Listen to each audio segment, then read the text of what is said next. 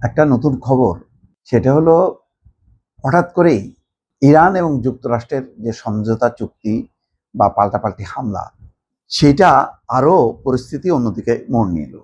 মোড় নিছে এইভাবে যে ইসরায়েল হামলা চালাচ্ছে লেবাননে। যুক্তরাষ্ট্র ধরি মাছ না ছুঁই একটা অবস্থান নিছে, অথচ শান্তি চুক্তির অন্যতম শর্ত হলো যে শুধু ইরান যুদ্ধ বন্ধ না, মধ্যপ্রাচ্যের সমস্ত ফ্রন্টে যুদ্ধ বন্ধ করতে হবে। প্রথম থেকে ইসরায়েল যে মানছে না, এটা কোনোভাবেই যুক্তরাষ্ট্র থামাতে পারছে না ইসরায়েলকে।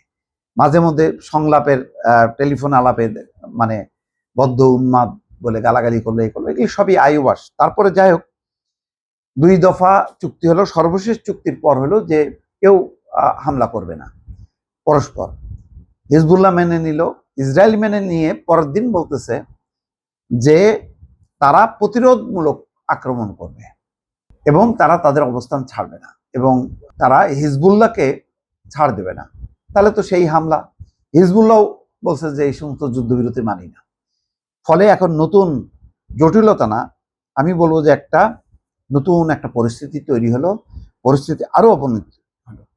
বলছে যে ইরান এবং যুক্তরাষ্ট্রের মধ্যে শান্তি চুক্তির জন্য সম্ভাব্য সরাসরি আলোচনা আরো জটিল হয়ে পড়ছে। বিশেষ করে লেবাননের সশস্ত্র গোষ্ঠী হিজবুল্লাহর প্রসঙ্গটি সামনে এসছে। লেবাননে হিজবুল্লাহর বিরুদ্ধে ইসরায়েল হামলা চালিয়ে যাওয়ার পরিপ্রেক্ষিতে সংগঠনটির প্রতি নিজেদের সমর্থন পুনর্ব্যক্ত করলো ইরান। ইরান এখন বলতেছে যে ওকে, হিজবুল্লাহকে আমরা সাপোর্ট করতেছি। হিজবুল্লাহ বলতেছে আমরা আক্রমণ করব না, কিন্তু যদি ইসরায়েল হামলা চালায় আমরা এটা ছাড়বো না। এবং আর ইসরায়েলের যুক্তি হচ্ছে তারা হামলা করবে, তারা তাদের নিরাপত্তার জন্য হামলা করবে, কিন্তু হিজবুল্লাহ হামলা করতে পারবে না। এটা হয় কোনোদিন? মানে শান্তি চুক্তি হবে, যুদ্ধবিরতি হবে, সেখানে হামলা করার অধিকার থাকবে শুধুমাত্র ইসরায়েলের, সেখানে হিজবুল্লাহ হামলা করতে পারবে না, পাল্টা হামলা করতে পারবে না। কি দাঁড়ালো তাহলে? এবং প্রতিদিনই এই 8 জন 10 জন করে মারা যাচ্ছে এবং এটা পুরোটা একটা ফার্স হয়ে গেল। মানে আমেরিকার মদতে এই পুরো এই ওয়াশিংটনে যে এখানে যুদ্ধবিরতি হয় তার পরের দিন থেকেই শুরু করে ইসরায়েল। তার মানে সবই আইওয়াস। এইগুলি আমেরিকার সমর্থন ছাড়া ইসরায়েলের এই সাহস হয় না।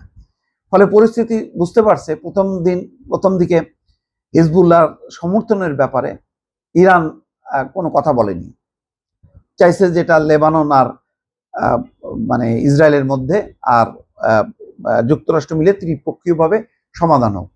কিন্তু যখন এই সর্বশেষ গত পরশু শান্তি চুক্তি লঙ্ঘন করে, যুদ্ধবিরতি লঙ্ঘন করে যখন ইসরায়েল হামলা শুরু করলো দক্ষিণ লেবাননে আবারও, তখন ইরান বলল যে হিজবুল্লাহকে, যে হিজবুল্লাহর পাশে তারা আছে এবং বলল যে তারা সমর্থন দিয়ে যাবে।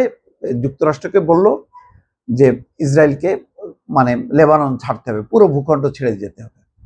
লেবানন গভর্নমেন্টও এখন আগে ছিল হিজবুল্লাহ বিরুদ্ধে অবস্থান নিলেও এখন হিজবুল্লাহ, লেবানন সরকার এবং ইরান একাট্টা হয়েছে। ফলে পরিস্থিতি আরো জটিল হয়ে গেল। এখন ওই লেবাননে হামলাকে কেন্দ্র করে পুরো পরিস্থিতি এমন দাঁড়াচ্ছে যে এই শান্তি চুক্তি যুক্তরাষ্ট্র ইরানের মধ্যে, এই শান্তি চুক্তিটাই শুধু জটিলতা না, এটা একদমই এখন অনিশ্চয়তার দিকে ধাবিত হচ্ছে। দর্শক।